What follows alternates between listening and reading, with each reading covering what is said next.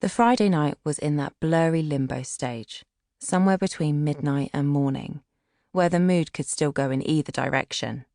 The vibrations of my phone on the kitchen worktop made me jump as it cut through the quiet. "Don't be boring, Harri." Stefan had groaned good-naturedly when I'd floated the idea of a pizza and duvet fort instead of the party.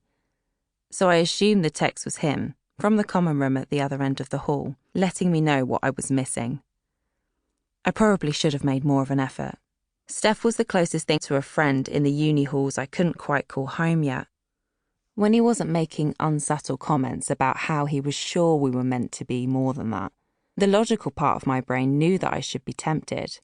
Stefan had so dark it was almost blue, black hair, and the kind of bushy but groomed eyebrows that I'd have killed for.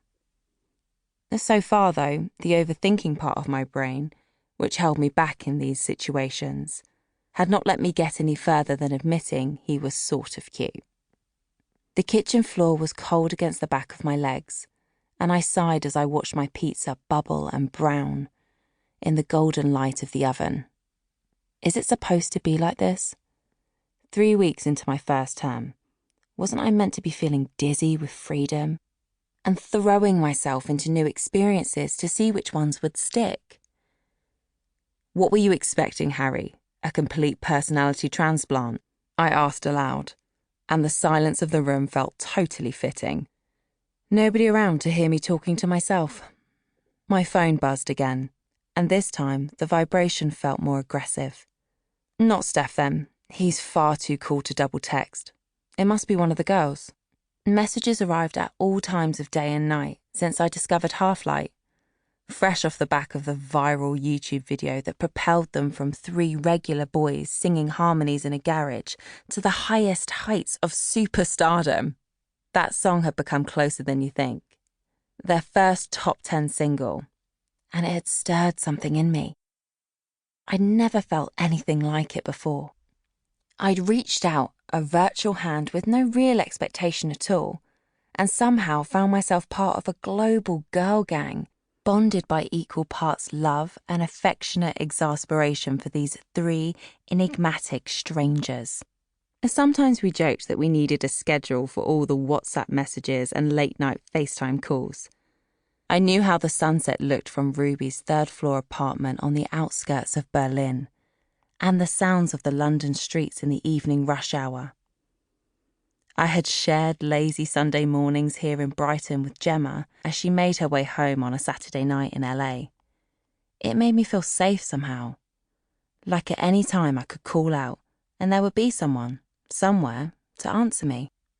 I squinted at the oven clock, promising myself that I'd look for my glasses tomorrow.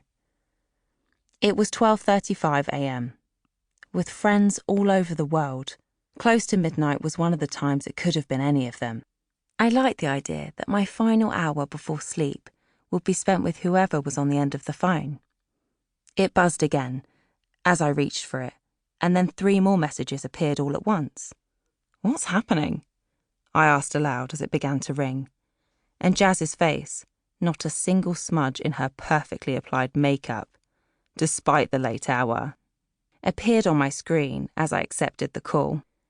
Jazz was my closest friend, both geographically, in that we actually lived in the same country, and in the sense that we immediately just known each other.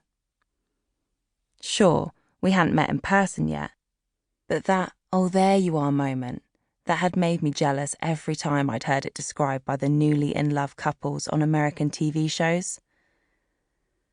That's what I'd felt when I'd stumbled across Jazz for the first time. Actually, what I'd stumbled across was a comment she'd written underneath a particularly delicious Instagram photo of Frankie Williams, one arm slung carelessly around Jack's waist, as if it was no big deal at all that they were now boyfriends. The other cradling, for entirely unexplained reasons, a baby piglet. We'd learned by that point not to question most things Frankie did. "I have always had one fundamental issue with organised religion," Jazz has started.